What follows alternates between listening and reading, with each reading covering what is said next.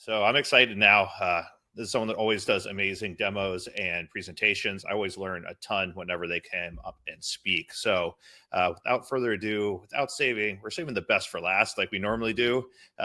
It's by a graduate of the Culinary Institute of America who has worked in service management or partnership at some of New York City's most regarded restaurants, including 11 Madison Park, Atera, Asca, and Bethany, and regularly speaks around the world on hospitality, management, and bartending. He has spearheaded numerous critically acclaimed beverage programs and is renowned for his international reintroduction of milk punches. In 2018, he launched Rocky's, which introduced the world to the first widely available iteration over 150 years. I can speak from personal experience that it is delicious. He also is the director of Beverage Studies at the Institute of Culinary Education, launching his program in early 2020. His work behind the bar has been featured in multiple books, as well as the New York Times, Edible Manhattan, Eater, the New York Daily News, Cook Science, and the New Yorker. So please help me welcome Eamon Rockey.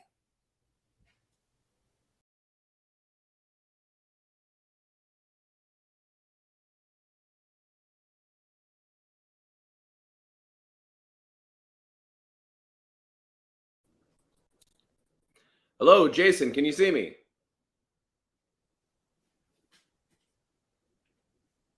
I guess I just go. We good, guys? Somebody give me something in the chat that says we got you. Good. Okay, cool. There we are. Yep, good to go, Chef. Can't wait to hear from you. Nice to see you again. Yeah, man. I see that beautiful bar in the background there. I don't see any Rockies on it though. Oh, there is. It's almost empty, but it's definitely on there. Okay, cool. All right, man. Thank you, Jason, for having me, as well to Mike and the entire team at the ISVA. I really appreciate all the support, certainly from that wonderful list of sponsors, CREA, lots of friends there, and also Pilot Science, of course, that made all this equipment possible. Thanks for having me back. It's been at least a year. Feels good to chat about sous vide and solubility again. I want to get something started. Those of you who have been a part of this seminar in past will probably recognize a few similar themes or familiar themes that I touched on last time, but there's some new fun stuff too, so definitely stick around. So we are going to, before I give too much explanation into what the seminar is about, what our talk is about, I do want to get something started because it is fairly time sensitive. So here I have already toasted, fresh out of the oven. My apartment kind of smells like chocolate chip cookies right now. Some cocoa nibs. I'm going to take 100 grams of these toasted cocoa nibs, toss them into they're not super hot. I'm not worried about melting this bag. But had they just come out of the oven, I would certainly be cautious about putting them into plastic. So again, 100 grams of lightly toasted cocoa nibs, and we are then going to finish this little mixture with 500 grams of rye whiskey.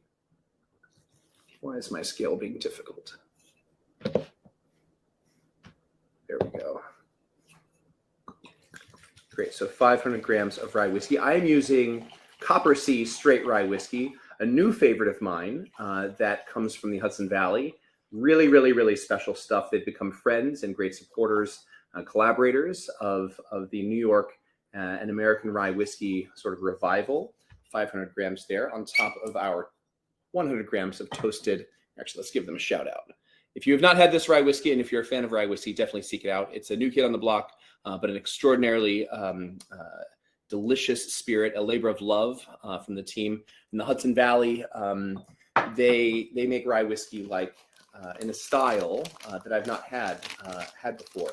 It's really robust. The way I describe it to people, when you're drinking Copper Sea, you're drinking rye whiskey. It's really special and distinguishes itself from its other American rye whiskeys, certainly New York rye whiskeys. So here we have, again, our mixture of 100 grams of toasted cocoa nibs and 500 grams of New York rye whiskey directly into the bath here. The reason I wanted to get this started so quickly is because it's going to take a little bit of time to extract the flavors and the color and the richness of the chocolate of the cocoa, right, from the nibs.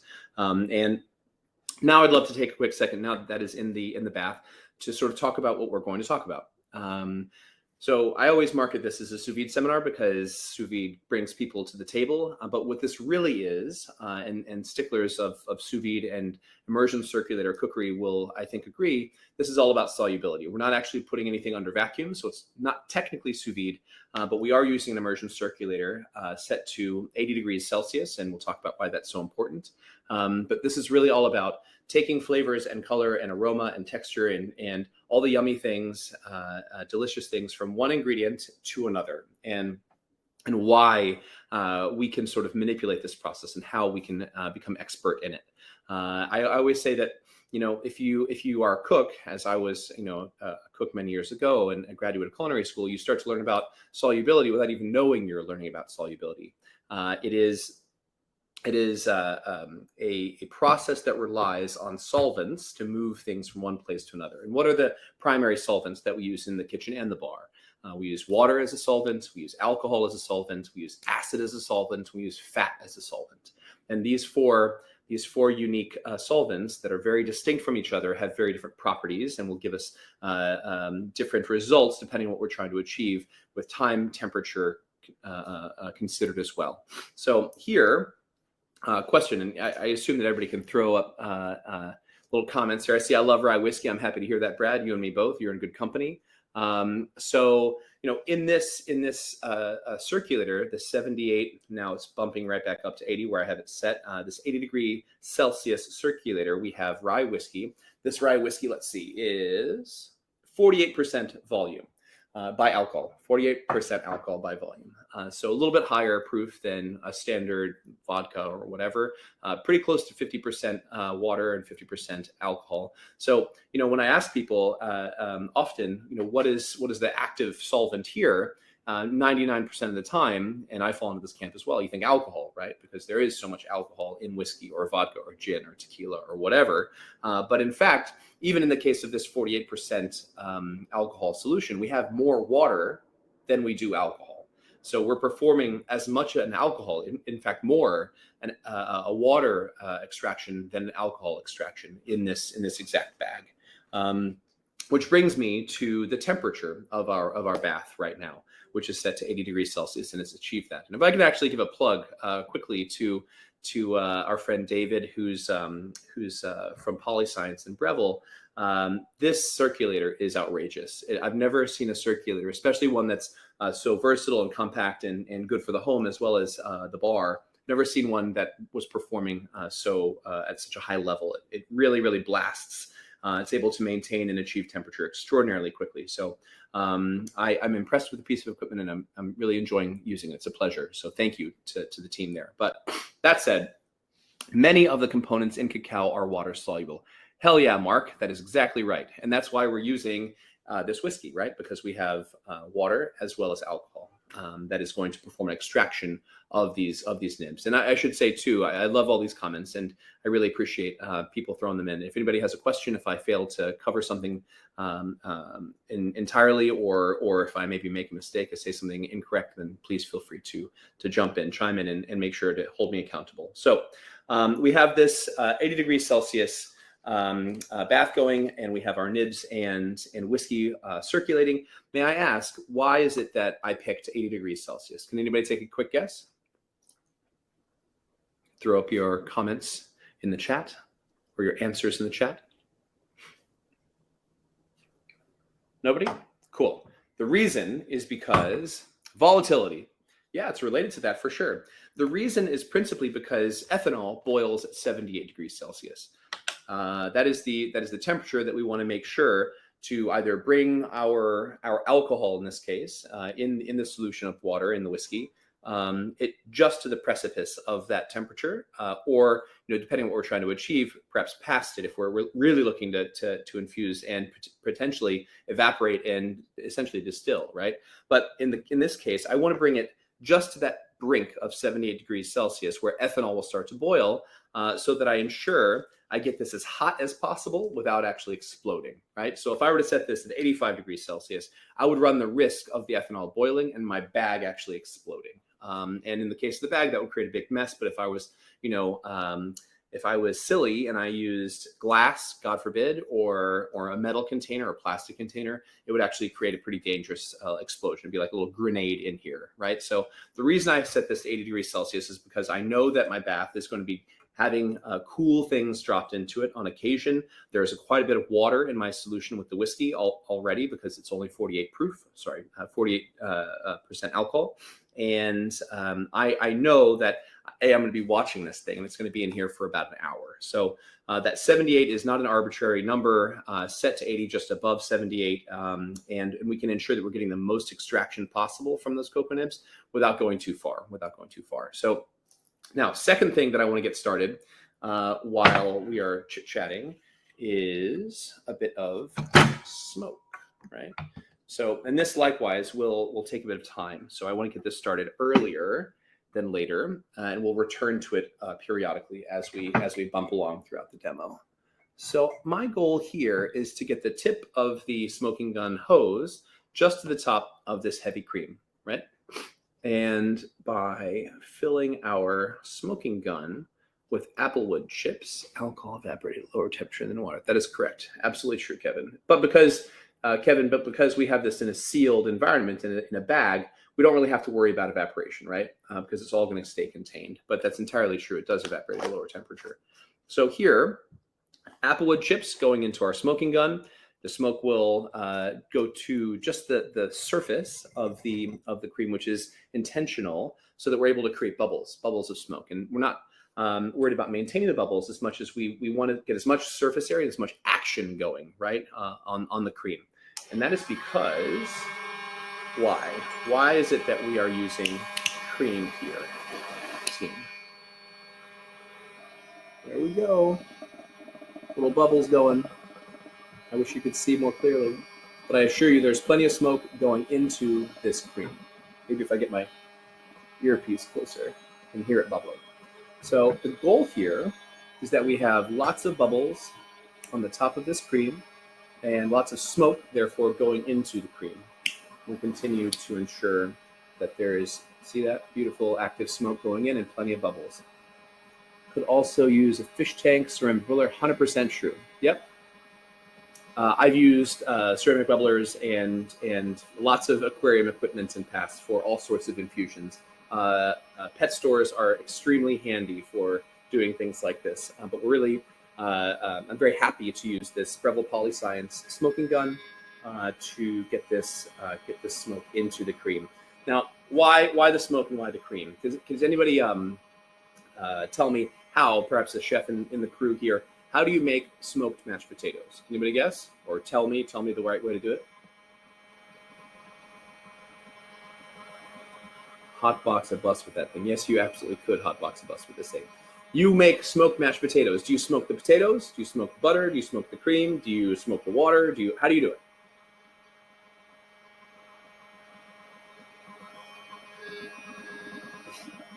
If it wasn't already evident, you smoke the cream, right? Because smoke, as we know, yes, thank you, ISVA account. Exactly right. It's not, and yes, Mark, that's correct. Fat holds the smoke better because fat is, in fact, the solvent that attracts the molecules that are the flavors and aromatics in smoke best.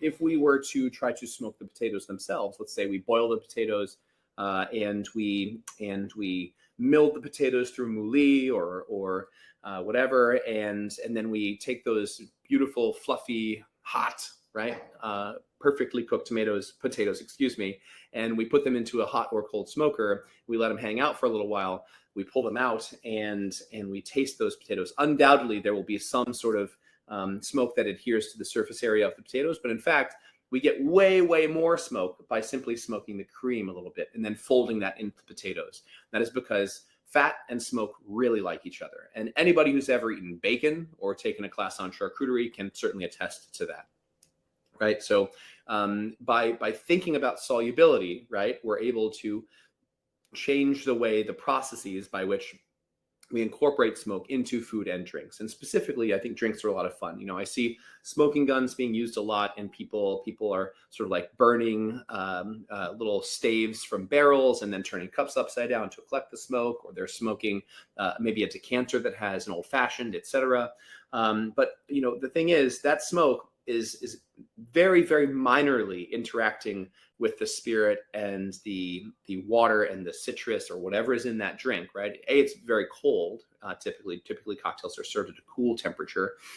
So you're not getting a whole lot of the smoke penetrating into the cool. And also, you know, fat is a far better solvent for smoke than either alcohol or water will ever be, or acid for that matter as well. So, you know, in this instance, we're using to our advantage the high fat content of heavy cream to gather and collect and hang on to the smoke from these applewood chips.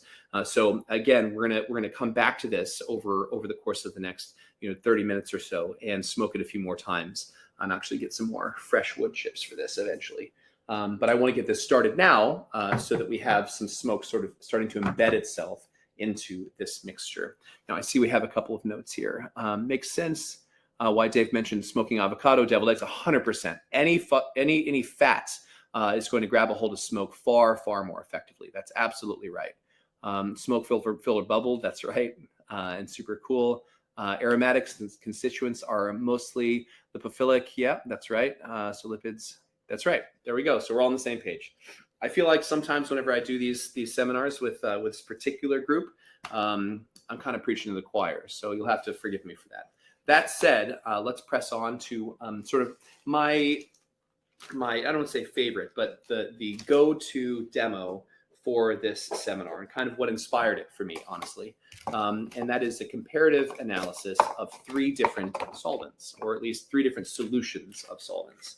So we have 3 of the same bag, 3 of the same cup, and sencha tea. So this is a basic sencha tea, not a super fancy one.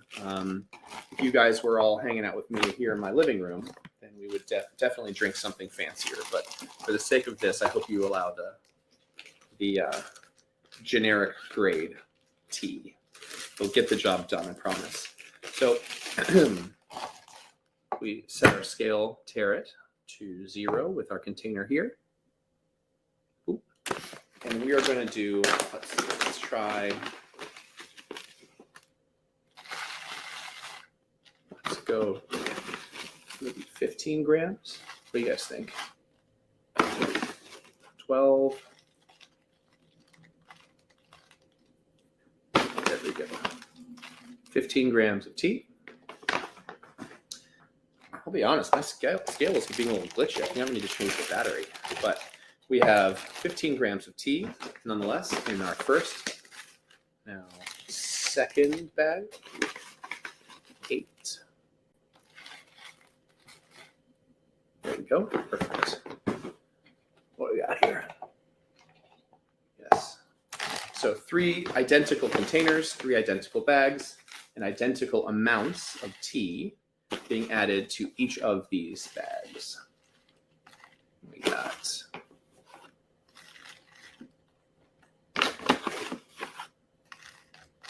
perfect. 15 grams of tea in each of these bags, in each of these identical containers.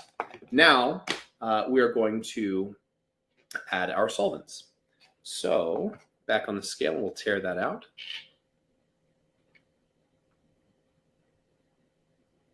And we will add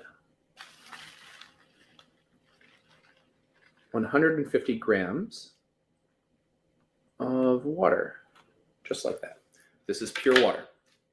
New York's finest, straight from the tap. All right, so here we go. 15 grams of sencha tea, 150 grams of water into an identical bag as the other 2, but we're going to change up our solvents for this one. So we have water. This is standard Tito's vodka. For the sake of this demo, we're going to treat this as though it is an equal part ethanol as it is to water, right? So I recognize it is not technically exactly equal parts water to ethanol, but for the sake of this demo, we're treating this as though it is 1-to-1 water and ethanol. Okay.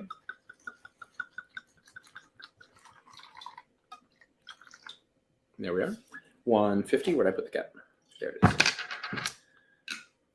150 grams of water and ethanol in equal proportions via vodka, right?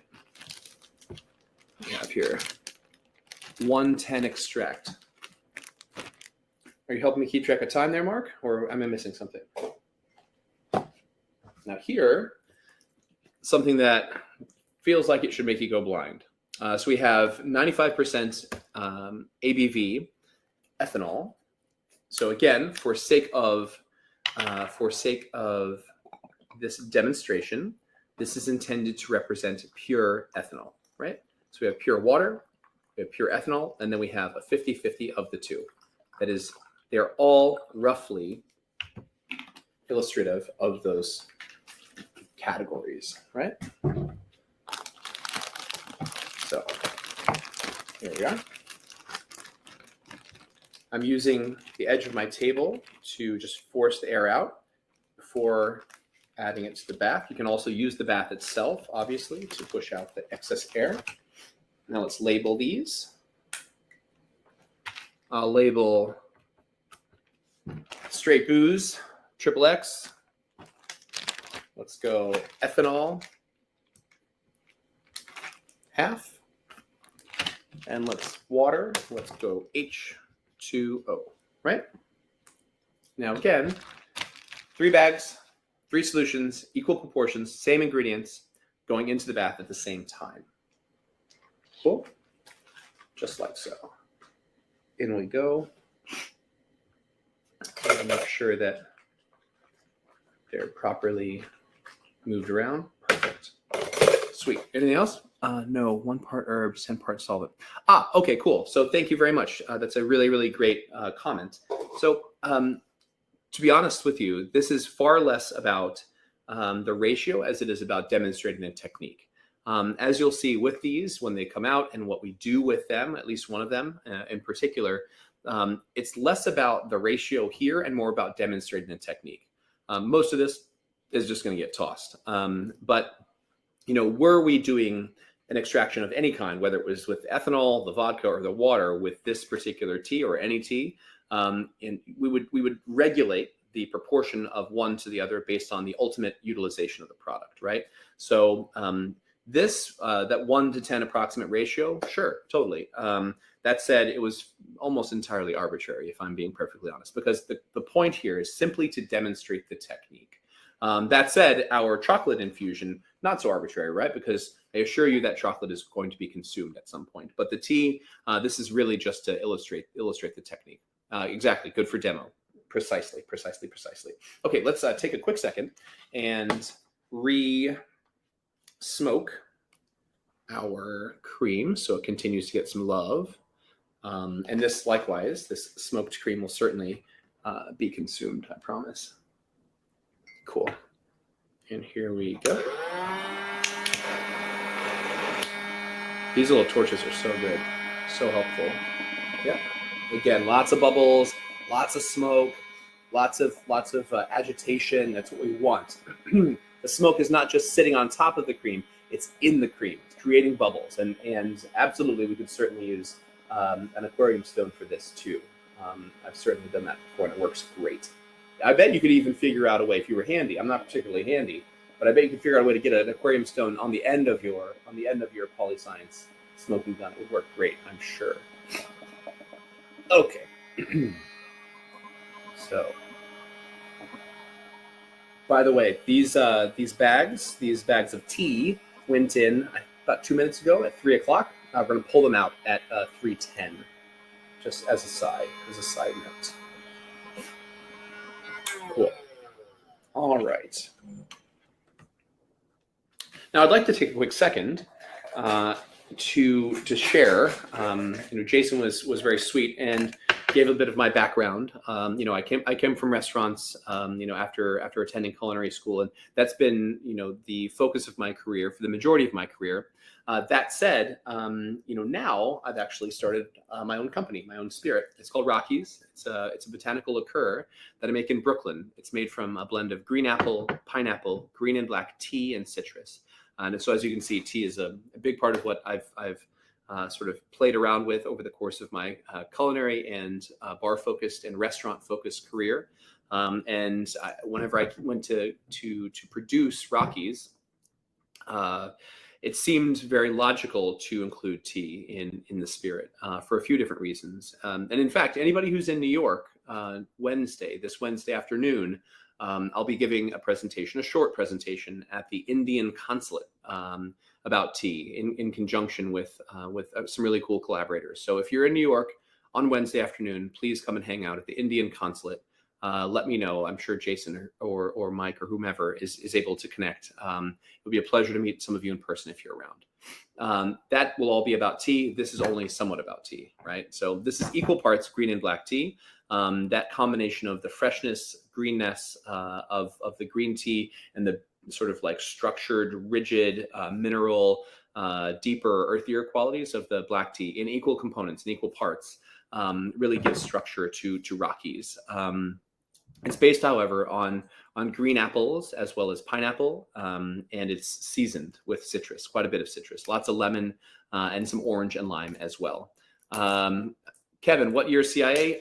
2003 associates, 2006 bachelor's, if I remember correctly. And I did my externship at the Culinary Institute of, at the Hotel Bel Air from the Culinary Institute of America in Los Angeles and Hyde Park, respectively.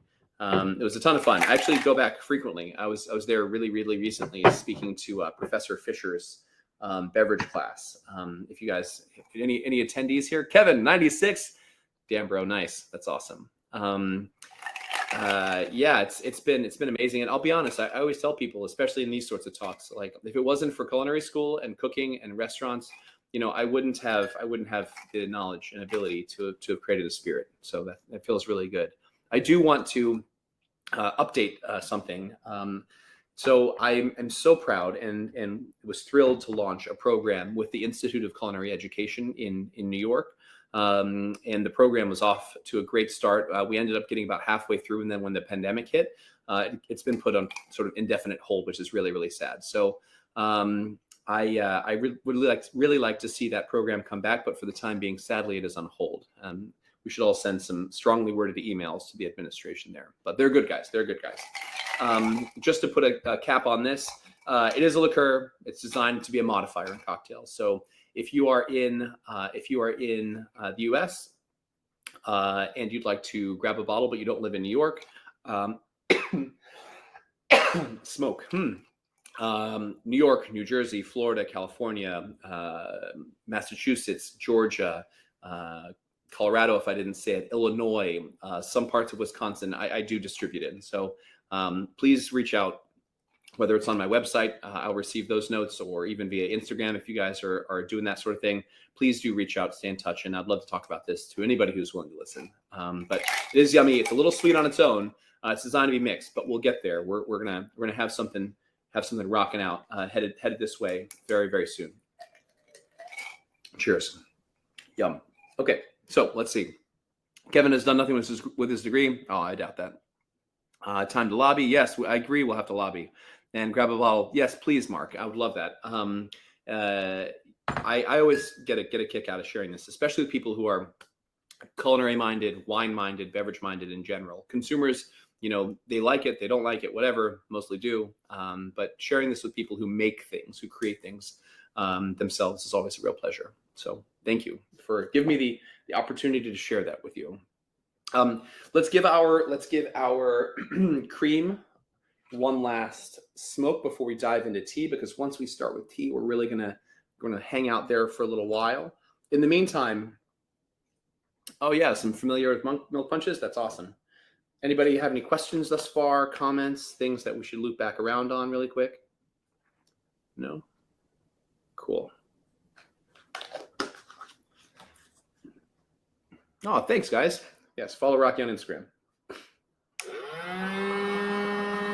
All right. Got our bubbles going.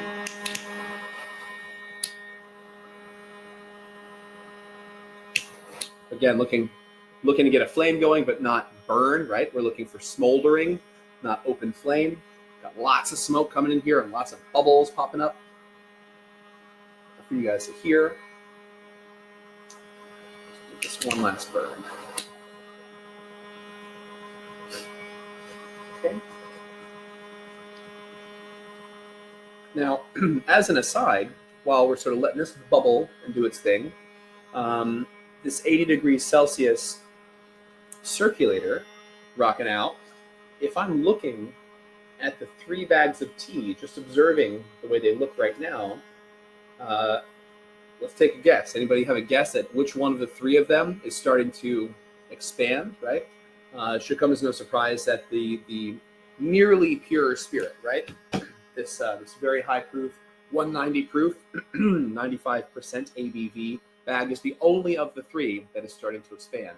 And that makes a whole lot of sense. It makes perfect logical sense that the bag that has a lot more ethanol would start to vaporize, right? And get close to boiling much, much faster, certainly than the water, but even than the vodka, which has a lot of alcohol, but nowhere near as much as our ethanol, right? So pretty handy and important information there. All right. Great. Follow me. Great. Thank you very much. Cool. I think it is time. So now it's been 10 minutes. Great. We have our 50-50, right? We have our ethanol right there. We have our water. All 3 out at the same time, just like they were all 3 in at the same time. And we're putting them, you can't see it, but in my left hand, I have an ice bath. Just gonna move these around pretty aggressively, nothing crazy, but just moving around, get them cool as quickly as possible. In the meantime, let's set up a straining station. Perfect. So, very simple. Again, 3 identical containers.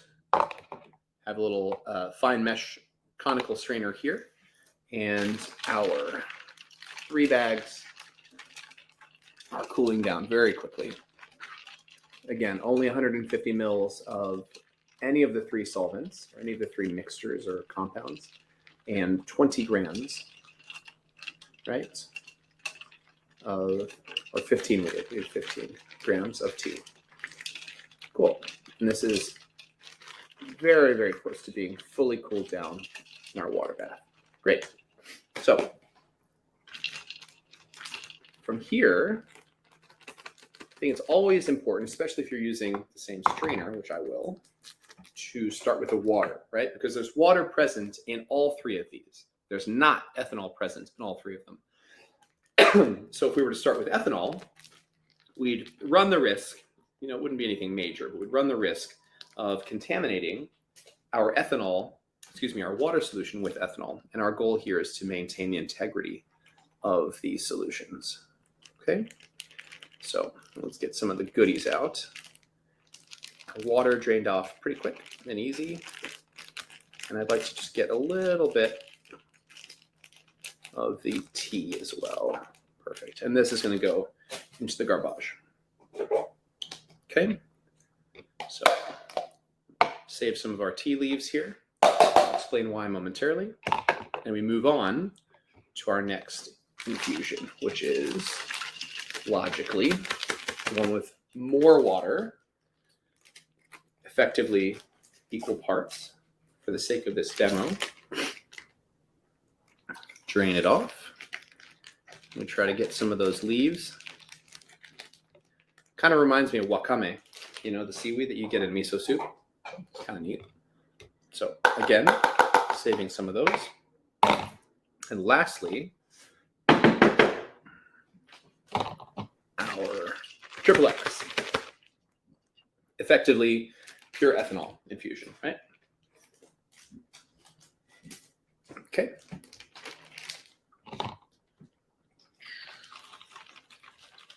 Straight off. And saving some of the leaves, right? And into the garbage. Now, perfect. Got some comments here. Tiso soup, yeah. That's good. I like it. Okay, cool. So, first and foremost, I brought thinking that I would need them. I brought some little stems here, little wine glasses, but I don't even think that's necessary. I mean, look at that difference. Completely different, right? This is the crux of this whole presentation. The whole presentation is here, right? And this is what inspired this whole talk. So if you have not seen this before, I hope this is very helpful, and I'll explain why. I hope this makes a big difference in the way you think about solubility, and the way you think about flavors, and the way you think about moving things from one place to the other in terms of texture, color, aromatics, and flavor, right? So water, because we're not sharing, I'll just go ahead and take a sip. It is exactly what you would think a way oversteeped, way overheated, way overbrewed glass cup pint container of sencha would be. Extremely bitter, really tannic, kind of like a, I don't know, like a muddy olive green color, not particularly appealing. The leaves are soft. Again, anybody who's oversteeped tea will know exactly what this is like, right? So the leaves are kind of mushy. They're kind of degrading a little bit. There is a fair amount of sediment in the water here that came from the leaves. So it indicates to me that the water and the heat in that 10-minute period is already starting to break down these leaves, right? So this is not making anybody happy. Nobody wants this in their lives, in their mouths, certainly not. So next we have the leaves. I said were kind of like wakame, right? So what did we say this? Tiso soup, perfect. The leaves are intact, but they're soft, right? So they're not degrading like in the water solution. They've maintained their integrity. And the color, I don't want to say it's better or worse, but it's slightly deeper, you know, but still kind of going that poopy brown olive color. And we're expecting this to have a fair amount of alcohol, right? And it does. I wouldn't say this is particularly delicious. You taste the tea. There's a little bit of a burn that you get from just drinking straight vodka, you know, but you're getting more greenness, right? Here, the greenness has been cooked out, right? It's gone, or at least mostly gone. This, we have a bit more of it, but there's sort of an unpleasant quality to it nonetheless. Now, this last one, which I think is fair to say, is completely different, right? This one stands out between the other two, right? Fair to say. And I will actually, even this not particularly high quality sencha, it is green, man. It is bright, beautiful, intense green. It's like slime from the Ghostbusters movies or something, right? And look, nobody is saying that we should be taking, this is not the green tea shot that I think they're referring to at all the bars that kids are going to these days. Nobody is suggesting that we take shots of this, but we are expecting a lot of ethanol and hopefully a lot of tea, right? Whew. Asked and answered. The cool thing about this, there's no bitterness, there's no astringency, it burns because of the ethanol, but we have avoided all of the things that make these bitter because why? What is the lesson here? The things that make tea bitter, and typically, often, the things that, exactly, thank you, Mark. The things that make tea bitter, the things that make many things bitter and astringent are purely water soluble. So we are able to navigate around the bitterness and astringency of tea if we use a high ethanol solution to pull all the flavors and colors and aromas that we're looking for. You say to yourself, yeah, but we're stuck with it's my cat. He's the co-star. He's the director, actually. If we want to have a spirit that we're able to use, you might say, well, what now? What now? We have like a very high proof tincture. That's true. We have that green tea bitters. What good is that? But I say, that's right. The cat wants an Everclear shot. Exactly.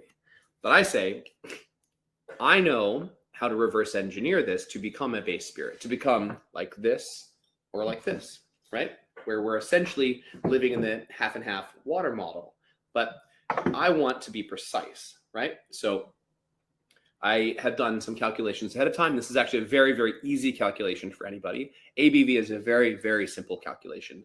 You take the amount of ethanol here, right? And the eventual volume, the final volume that you're trying to achieve, and you divide that by the percent alcohol, right? So I've done this calculation ahead of time. I know that if I add 205 milliliters of water to our 150 milliliters of ethanol, 95% ethanol, that I will have a 40% ABV spirit, right? And you might be saying also, and some of this is totally valid, you might be saying you're using milliliters and grams interchangeably. With water, you can do that, obviously, right? So we know that at room temperature, at liquid, in liquid state, water and actually also white sugar, both have the same volumetric measurement as they do weight measurement, right? So we have now created, before our very eyes, we have now created a bright green, 40% alcohol, intensely green tea flavored base spirit that is designed and intended to be used in cocktails, right? But it does not have any bitterness. It does not have any astringency, or at least very, very little. And it has all the beautiful green herbal flavors and qualities of the tea, of the sencha that we're looking for. Oh, and also my favorite part, before we drink some, my favorite part of this almost always is just the texture and the sound. Can you guys hear that? Yes, no? I don't know which side my microphone is on. Yes, exactly right. You can hear this because it is still dry. These leaves have never hydrated, right? Isn't that cool? Because they've never hydrated, despite the fact they were floating around in a clear liquid that looks as watery as anything else, they will stay crispy, crunchy, and fresh. And I love that, right? So you take equal parts ethanol and water or thereabouts, and they hydrate because there's so much water.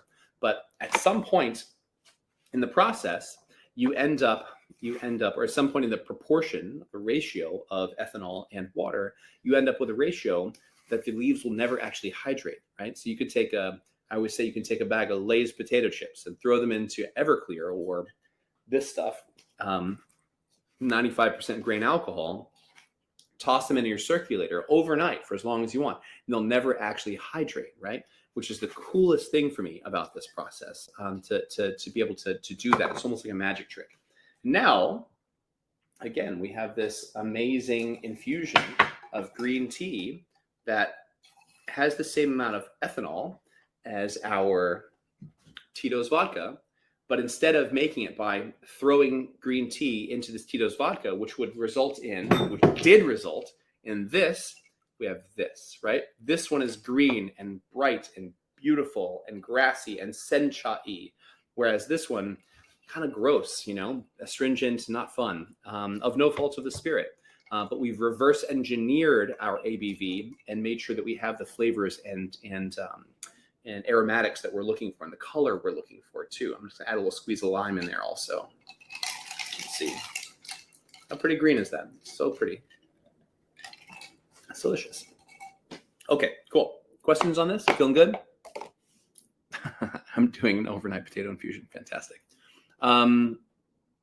Great. How are we doing on time? Pretty good? We're almost to an hour on this? I think so, right?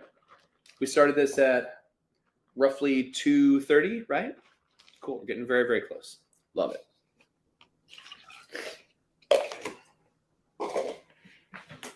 So let's do one last burn on our cream, and we will be ready to roll on our cocoa nibs.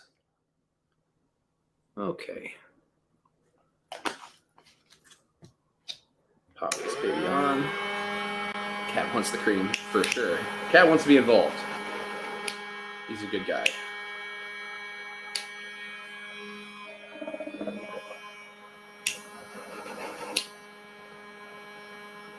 Beautiful. Where's everybody calling in from or joining in from? Is everybody from the US, or we have people from international? Just out of curiosity, just for fun. Nice. I feel like I know this, Mark. Thanks for joining in.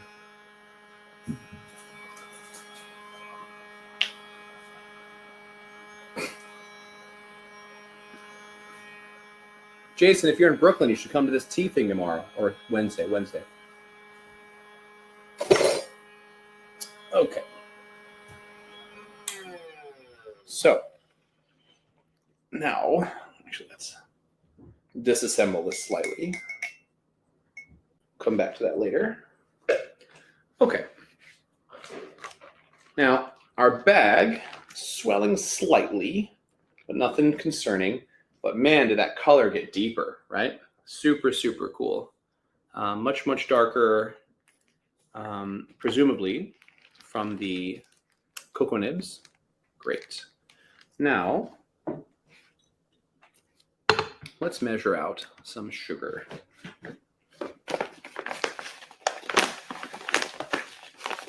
This is a basic turbinado sugar, right? I really enjoy using turbinado.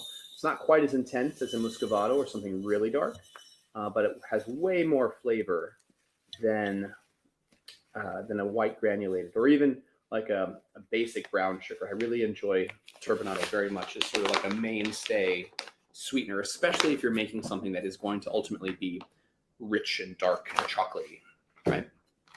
So I did 250 grams of the turbinado sugar into this beaker.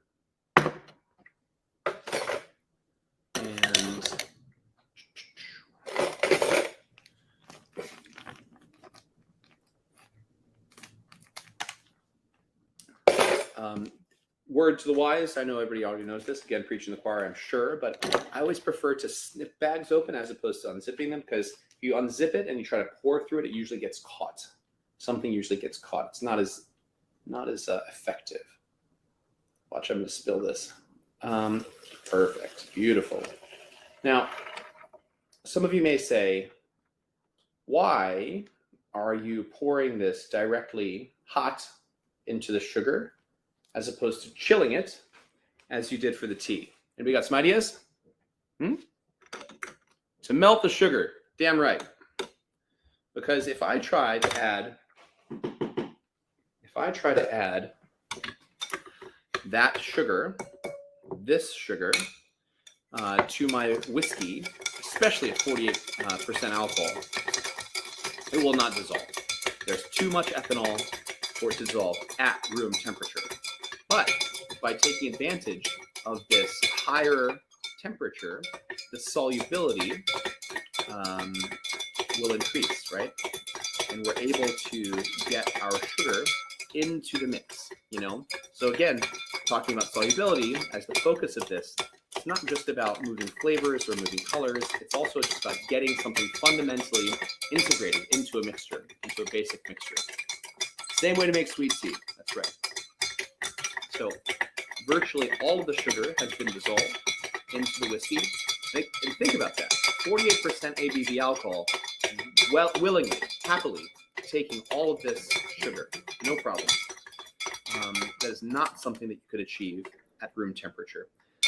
If we were to take this exact mixture and put it into the fridge, we would start to see some of the crystals of sugar precipitate out. So this homemade now creme de cacao, what we made. Let's add a little pinch of salt in here just for fun. Cooking. You know, if we were to take this and pop it into the fridge, the sugar crystals would start to precipitate out. And so we are going to keep this creme de cacao, this dark creme de cacao, at room temperature always. And should we start to see the sugar crystals start to precipitate out over time, which can happen, all you would have to do is to safely take your bottle with the top off or decant into a new container and place it into a hot water bath, being very, very careful not to seal the container until the sugar crystals dissolve, right? But man, this is beautiful. All of the sugar is now dissolved. The sugar has also done me a favor and cooled off the spirit a bit, right? So it's still warm. It's still warm for sure, but it's not piping hot. I can definitely hold it without feeling discomfort. It's actually kind of nice. So if we were to take this, yum. If we were to take this exactly as it is and put it in a bottle at room temperature, we would have, in my opinion, one of the finest creme de cacaos that you could possibly imagine. So we have excellent cocoa nibs and we have excellent rye whiskey, like truly superb rye whiskey, and unbeatable dark creme de cacao for all of your cocktail needs, or just sipping over ice. Honestly, it's delicious. But I figured, since we have this cream, smoked cream, let's make something even more unique.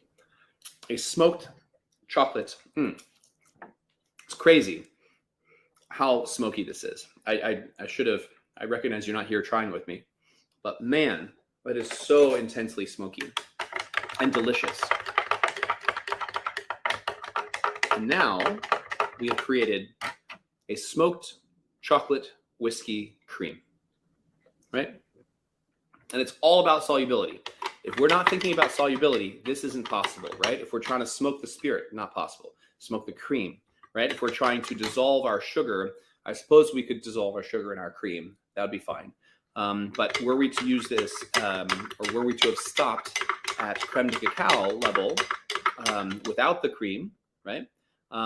Then we would have been forced to add water, right? We would have made like a rich, simple syrup and then added that to our whiskey, which is fine, but you're adding water, right? You're adding dilution. And it always drives me nuts whenever I see people unnecessarily diluting their spirits that they make in-house, etc. Dilution should occur in the glass or in the shaker, in the mixer, etc. Let's have this be concentrated and intense. So without the addition of any water, any pure water, we've taken an overproof rye whiskey, successfully dissolved turbinado sugar, pretty coarse grained turbinado sugar into it, right? And then further combine that with a really, really incredibly intensely smoky, like really, really impressive, fat soluble, fat friendly smoke cream here, right? This is going to be a delicious after dinner drink. And I will say too, now that we've added the heavy cream, which is a dilutant as well as the sugar to the alcohol, I'm betting that even in the fridge, this is not going to precipitate any sugar crystals. I bet this is going to be completely stable, which is very, very, very exciting. It's so simple. Unrelated comment. Another advantage of sous vide is that when your water heater goes out at home, you can keep a container of hot water hot all day to help into washing dishes. Completely agreed. Very sorry to hear that you're going through a tough time, Carmen, but thank you for sharing. Cool. So I want to let you know how delicious this is, how much I anticipate it is delicious. That's great. It's boozy, really. It's honestly my first time using the Copper C. It will not be my last. It's my first time using the Copper C whiskey, this 48% stuff for this spirit, for this particular cream. And it shows. It definitely wears that higher proof beautifully. It's really, really good. The smoke is subtle. When the smoke was just by itself here with the cream, a little bit overwhelming, honestly. I mean, if we were to use this to make mashed potatoes, amazing. But the sugar of that raw, beautiful turbinado sugar has sort of taken the edge off of the whiskey just enough, taking the edge off the smoke just enough. The cream is not overwhelming. It's not fatty, but it is luscious. I think this is going to end up. In fact, I brought one. This is going to end up in a bottle in my fridge for after dinner on a regular basis all winter long. And Mark, you'll have to wait 6 months or something until your winter, and then you can make yours. But also too, I will say, I always have so much fun Making spirits like this, if you have room to store them, making them significantly in advance. I do feel like spirits that have age, that have fat, that have alcohol, they rest really, really nicely, and there's sort of an evolution that happens in the bottle. So I'm not afraid of making this. I'm afraid of spilling it. I'm not afraid of making this ahead of time, even by a factor of months, because they will age and cellar really, really beautifully. And I recommend that everybody give it a try next time you're making something for the holidays. Would you? Okay. I'd put that on my homogenizer to get the fat droplets smaller and make it. Are you referring, Mark? Are you referring to like the sonicator, like a sonic device? Is that what you mean by homogenizer? International, same. Yes, I have. Yeah, I would love to see, Mark, if you have time and inclination. I would love, first of all, to reconnect with you at some point, because we're overdue, but also to hear about what you're doing with the sonic device. I've seen people try to use it effectively, and I'm not there yet to see like somebody really show mastery of that piece of equipment, and I'm really fascinated. I would love to learn more from somebody that has got a really good application for it.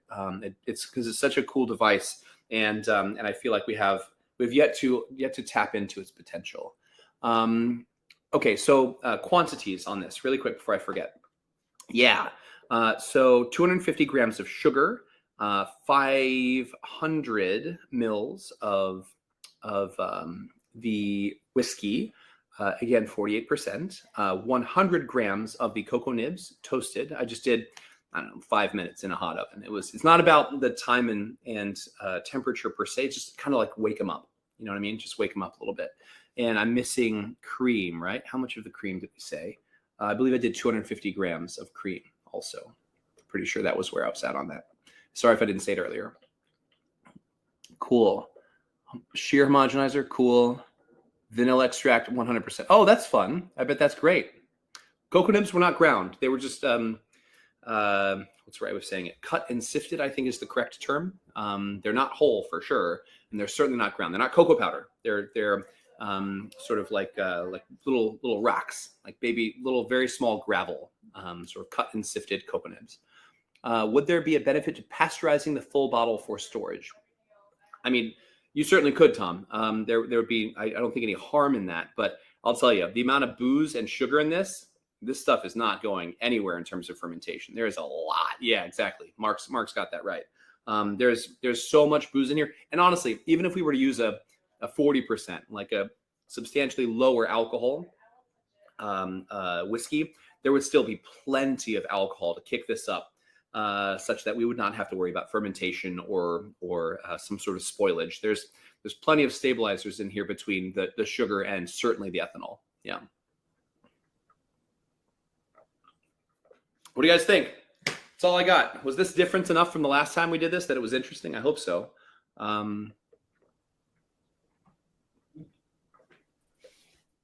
Rocky, that was great. I love seeing all the cool stuff that you do. The smoked cream was amazing. We've had a run on smoking gun stuff throughout the conference, so it's been fun. A few people asked about it day one, and a lot of people been using it in presentations, which is amazing. Very, very cool. Yeah, I mean, it's a very, very handy tool. In the right applications, I think you can do some really cool stuff. We got a few questions that came up throughout. Mike was wondering, with that tea infusion, what would you use that to make a cocktail, or what kind of direction would you take that in? Oh yeah. So, and thank you for the question and for joining the conference or the seminar. I like to use that particular infusion, this particular infusion in gimlets mostly. I think that whenever you have sencha tea and you have that beautiful fresh infusion, it comes to life with citrus, and it comes to life with the shake too. That textural integration of air and fast chill, it really makes a big difference. So if I'm going to make a cocktail with this in this exact form, vodka plus sencha plus water, or I should say ethanol plus ethanol plus Essentia plus water, which essentially equals a vodka with the Essentia infusion. I like using citrus with it. I like really agitating it and getting it frothy.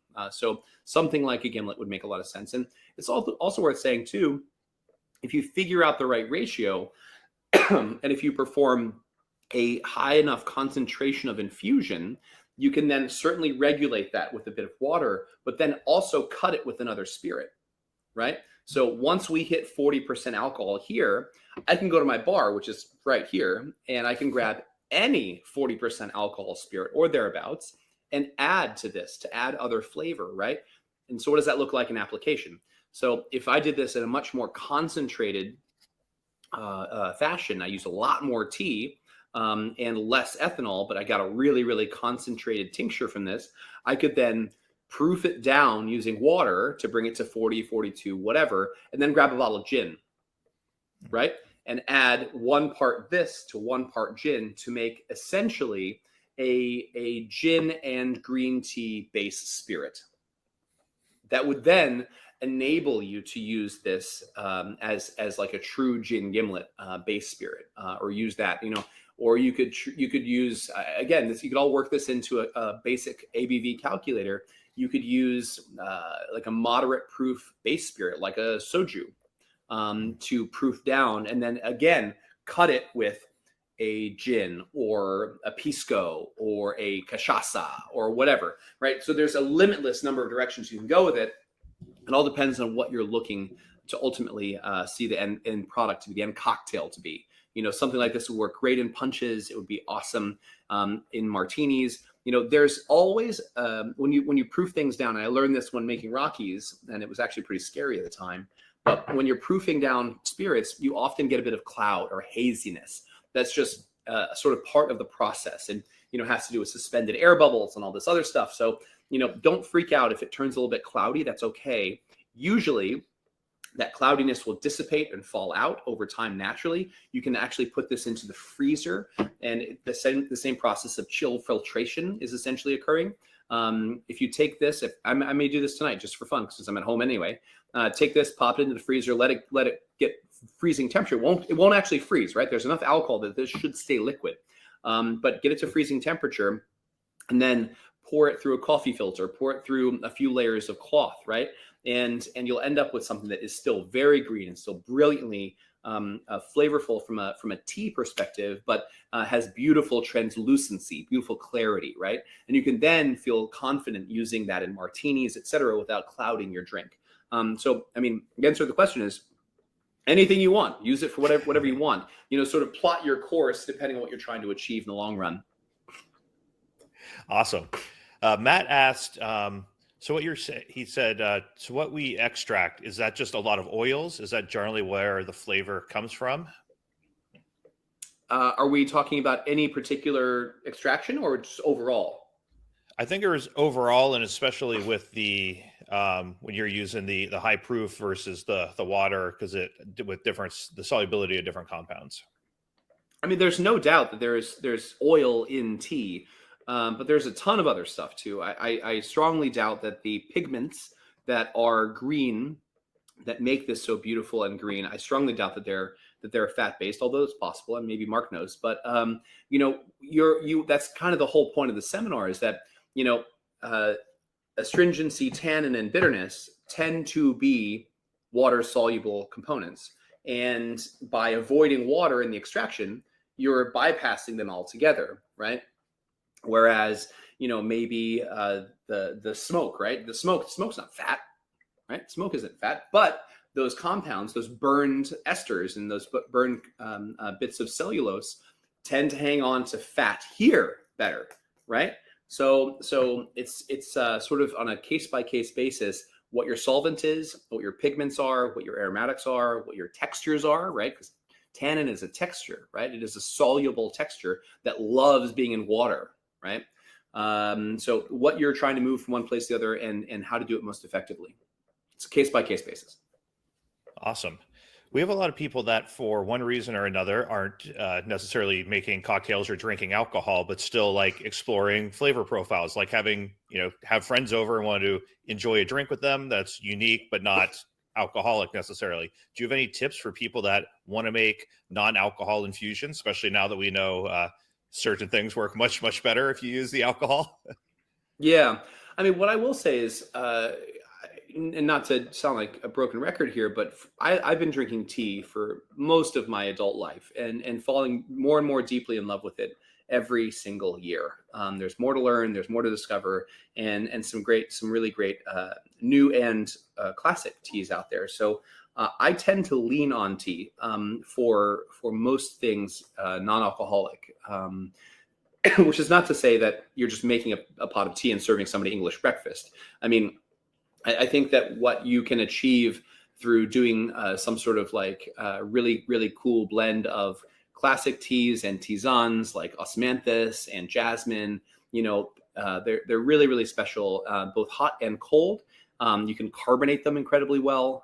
So there's like sparkling textural stimulation there too. The sweeteners, if you're making some sort of like non-alcoholic cocktail, between honey and palm sugar, and there's maple syrup if you're making something deep and dark. From one end of the spectrum with like a green or osmanthus or whatever blend or tea on the lighter scale that's carbonated and drinks very light and refreshingly, to like pour with I don't know, like a malt syrup or buckwheat honey or whatever, maple syrup, something that's rich and deep and dark. You can have the full range there. So I know it sounds like kind of a lazy or cop-out answer, but I really do. I lean on tea a lot for non-alcoholic stuff in general. I think it makes a lot of sense. I never really thought about using tea as an ingredient in other drinks as much. I know it's one of the backbones of Rockies, but like that does make sense, that using those as kind of like the base flavor profile and then taking them in whatever light, dark, whatever direction you want to take them in. I think that's actually really insightful. I don't think it's lazy at all. Well, it's interesting. I'm pretty sure it was with Breville. I'm pretty sure I did a video with Breville. Gosh, a long time ago, like 8 years ago, probably. But it was called like Breville Food Thinkers. Does that sound right? Breville Food Thinkers. Yeah, that does sound familiar. Yeah, it was a long time ago. But it was this really fun article and video series. And I recorded one. I think if one were to search Breville Food Thinkers in my name, or like even just beet wine, BEET, like the ingredient beets wine. Oh, there it goes. That's funny. So yeah, we did a really fun video series for my mother, who does not drink, and for my then at the time chef partner's mother, who, if I'm not mistaken, she's celiac, and so she couldn't have anything that had gluten, obviously. So we produced this menu of food and drinks that mutually took into account our mother's dietary restrictions. And we did a really, really fun menu and a video series with Breville. And one of the beverages I made was a beet wine using red beet juice that was juiced, and I think we let it rest to clarify. It was very simple beet juice, but clean. And we did an oversteeped roasted Taiguanyin oolong tea, I think, and green apple juice, again, rested to clarify. And if you do it in the right ratio, and I think we seasoned it, I'm not sure if it was on camera, but I think we seasoned it with a little bit of malic acid and citric acid just to get it perfectly seasoned.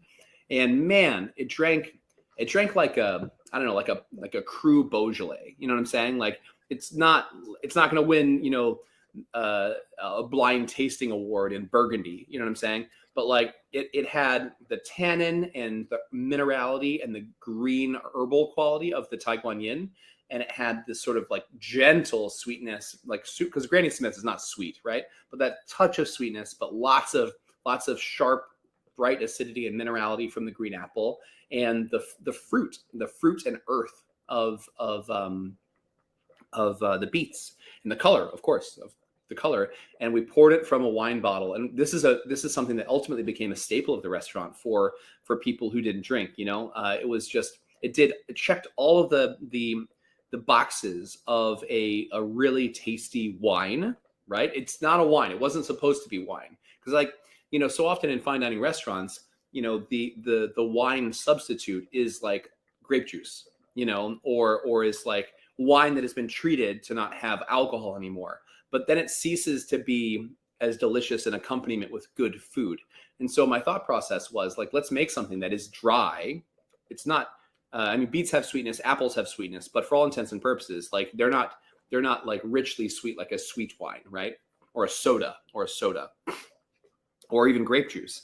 So we had something that was earthy and fruity and deep red and tart and mineral driven and green and herbal. It was just like all the things that you're looking for from a serious adult beverage to go with food. And it truly was delicious with like roast chicken and, roasted root vegetables as you'd expect. It was just really, really, really good. I'm happy with how it came out. And I'm pretty sure we did a video with Breville.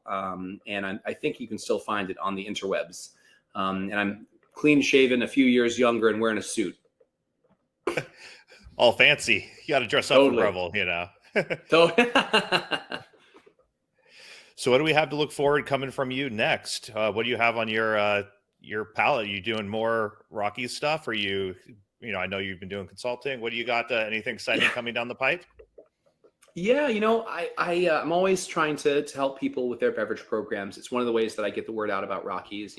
Rockey's is a self-funded business, right? So there's been tremendous support from the community, and certainly friends and family have come in to give me some of the resources necessary to make Rockey's happen. But I'm the whole team. It's a labor of love that comes out of working in restaurants with like a big team. You have your managers and your sous chefs and your cooks and your bartenders and whatever. And now I'm just like all by myself, right? So it's a little bit different. It was an adjustment to say the very least, but it's really gratifying. And the business is going incredibly well, and it's growing very, very rapidly, which I'm very proud of.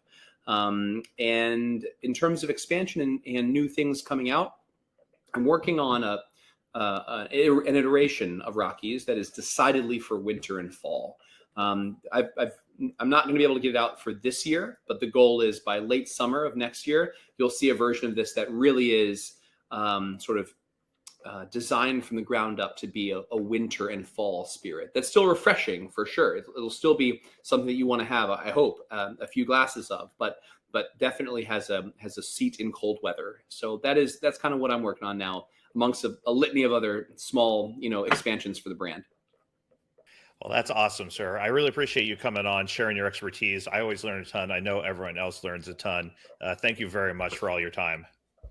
Always a pleasure. Thank you very much, and I hope to see you all very soon. Stay in touch, everybody. Bye, Thank you very much. So if you all enjoyed that presentation, if you learned something, please let him know in the comments. Give him a lot of love. If you are working in a restaurant or behind the bar, or people are, get a hold of him, get some Rockey's in your bar. It's a great base spirit. He talks about it, or it's a great base mix. He talks about a lot about how it can be used in a lot of different cocktails without overwhelming, and just be something that bartenders can use to add a lot of body to drinks. So get a hold of him. He also loves talking about cocktails, infusions, sous vide, anything. Always generous with his time. So don't hesitate to reach out with questions or any other things you want to talk to him about. Rockey's always great to work with. Yeah, it was really fun. We got to meet with him briefly in New York at a bar last year, and he had brought Rockey's to the bartender. It was to their bar for the first time, and they were going to start carrying it. And she made a few drinks with it, just playing around. And man, it's so versatile. It was really fun to see what just an experienced bartender came up with off the cuff. It was awesome. Yeah, it was delicious. Having had it at home and just did a few things that I've thrown it in, and then going out to seeing a professional what they do with it. It was theirs was much better than what I did. I enjoy it a lot, but theirs was much better than the stuff I can put together on my own.